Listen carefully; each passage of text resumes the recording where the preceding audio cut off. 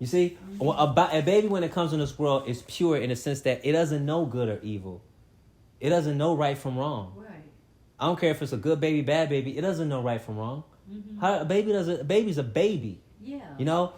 Now, what transforms that ideal is when that baby grows up in a certain environment, and the soul starts to absorb the happenings in that environment, and then those happenings in that environment starts to impose an impression on that soul and how it's going to live out its life in that physical body. So if the environment the soul is born in is ignorance, and the father's beating the mother, then this living soul is going to start acquiring that and start beating everybody up. You have to understand, the soul, ignorance is the only monster. The soul is pure. There's nothing going on with the living soul. Yeah. The human soul, what makes it advanced is that it's able to do things and understand things and comprehend things in ways that all the other creatures that were created are not able to. Mm-hmm. The living soul is able to do things that no one else can do. You know what I'm saying? Like build buildings and be creative and stuff like that. So it's a higher, higher intelligence. Right. It's also in a different kind of vehicle. It can comprehend, it can speak, it has cognitive thought, it can organize. Yeah. Animals organize too, but not in the same way an actual human does. Right. So by the soul being pure, it's still ignorance. See, ignorance is the lack of knowledge. Right. No matter how you look at it. And ignorance equals evil. Mm-hmm. That's why in class they will always say everybody's born with satanic spirit. Because the satanic spirit is ignorant. Yeah. Right? And because of ignorance, you're going to do evil. Right? Mm-hmm. So every soul that's born on this planet is ignorant, not evil. Evil is just a perspective, right? Right. A person will kill because they don't understand the importance of life. They will kill because they don't understand why you shouldn't kill. They'll steal because they don't understand why you shouldn't steal. And when I say understand, I don't mean like, okay, someone said I shouldn't steal because it's wrong to steal. No, I'm talking about really understand the injury that you're causing by stealing, and the spiritual and etheric reason why you shouldn't. Mm-hmm. You see what I'm saying? Because there's no reason to take something that you already have. Mm-hmm. There's no reason to steal something that already belongs to you. Right. You don't understand those philosophies, right? So you do these things. You commit murder, not understand that you're violating one of the most greatest spiritual laws that the soul has to follow, which is the law of living things. Mm-hmm. The living possessor can never violate what's in possession. So you kill because you don't understand that you're stopping prosperity. Yeah. So to answer your question, no, there's not a bunch of demons waiting to take a body. That's not the issue. What you're looking at is a bunch of ideas waiting to take the body. A bunch of thoughts. What is a demon? A demon is an idea. Why? Because you can have a demon that is obsessed with perversion. And then you can have another demon that's obsessed with homosexuality. You can have another demon that's obsessed with stealing and robbing. Now, if you take stealing and robbing, homosexuality, and perversion, and put those ideas in one person, what do you have? A person that has 4 demons in them. Multiple personalities. Right, 4 demons, right? Mm-hmm. But guess what? Those aren't 4 demons. Those are 4 trains of thought that person decided to ride on at any given moment of their life. They've decided to contract their agreement with those 4 trains of thinking. Now realizing that those 4 trains of thinking is ignorant ways of thinking because they don't understand why. Mm-hmm. Perversion is taking a natural use of something and using it for something that it's not used for. Homosexuality is a part of perversion. Robbing and stealing is wrong because it goes against the law of reciprocity.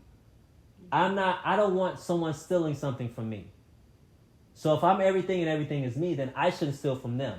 Because more than likely, the same thing I did to them is most likely going to happen to me. Mm-hmm. Because if I'm everything and everything is me, then really I just stole from myself. So eventually at some point in time, it's going to happen to me too. Right. You see what I'm saying? So because they're ignorant of the laws of reciprocity, they're ignorant of themselves and what they are, they do these things. Mm-hmm. They say my people perish because of lack of ignorance. So ignorance is the only sin. Ignorance is the only demon. Mm-hmm. That's it. There is no hocus pocus, demons, none of that. You take a pure kid that's nice and innocent, plays with his toys, and you put him in a household. This is the soul, right? Mm-hmm. That's pure. Put him in a household. His mother is a prostitute, right? And his father's a homosexual, right? Mm-hmm. His mother, he sees, brings home men, different men, Mm-hmm. have sex with him in front of him. Uh-huh. And then his father, he sees bringing men into the home, and sees him having sex with them, right? Mm-hmm. What that soul is going to deduce from being in that environment is that it's right and it is okay for you to have sex with multiple people and for you to have sex with people of the same sex. Yeah. Mm-hmm. That's what you just communicated to that soul. Yeah. So what's going to happen is, if the soul has already decided, remember this is an entity, a pure entity, that it's okay, that all the thoughts, all the energies that are around him are going to land on him. Just like, pollen to a car. They're going to land on him, and he's going to be able to pick and choose what thought he wants the body to entertain first. So that same kid that grew up in that environment, later on you'll see homosexuality, he'll be with a man, or he'll be with many women and being all that kind of stuff because of his environment. Yeah. So the soul will entertain the environment based upon the reality the environment he's put in, right? So if I'm an actor and you put me in an environment like that, then as an actor, I have to give the environment what the environment is asking for. I have to be the product of that environment. See what I'm saying? So everything we learn in class about demons and all this other kind of stuff, nobody's born just evil. That doesn't work. It doesn't work that way. Yeah. However, we are all born ignorant. And even in class, they said that we all came in the world in sin. That's why they say that. We all come in sin. Yeah. Right? We're not born in sin. We're born in ignorance. Right. The soul is ignorant, right? Until you feed it, until you give it light. Mm-hmm. Right? So the thing is, what has to happen is, in class taught it wrong, really what's supposed to happen is the soul is supposed to spend majority of its time understanding itself and understanding why these things are wrong. Like killing and all these other things. And then understand the spiritual reasoning behind why it's wrong. Mm-hmm. You know, like a man having sex with a bunch of women, fornication and adultery. Those things are used to keep you in class, to keep you from doing it, right? Or keep him, keep you wanting to understand why, keep you trapped, right? But if you really think about it, as a teenager, fornication, if they tell you fornication is wrong to have sex with a bunch of women, you can tell me that. But to explain to me the spiritual significance of why it's wrong is more effective than you just telling me it's wrong.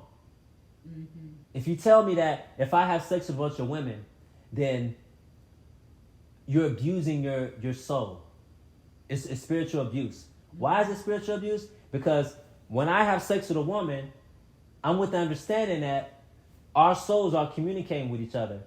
And before there can be an action, there has to be a thought before the action, right? Mm-hmm. So if the thought says, okay, have sex with this person, that means I had some type of mental, psychological relationship with this person first. Yeah.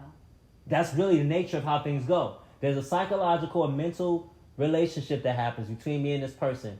And we've connected on a certain point to where we're physically attracted to each other, we're mentally attracted to each other, we're psychologically attracted to each other, and we make sense. Yeah. And our two souls have come to the agreement that we should figure out a way to become one flesh. We agree on one thing, which means that we should get behind that one thing. And because we get behind that one thing, we are all both in the same thought. Mm-hmm. Because we're on the same train of thought and we are separate thoughts on our own, if we get on the same train of thought, we are now on the same train. We are both one thought. So once that happens, then now we've agreed to become one soul, one energy. So when you see me, you see her. When you see her, you see me. Mm-hmm. Now, in order for us to consummate this in the physical world, our bodies have to come together. When our bodies come together, creates the fiction creates a fire. That fire is what? One fire. Right. Two energies create one fire, right? Right. Once that happens, now we consummated it. We create the flame, the spiritual flame, and now we're one flesh.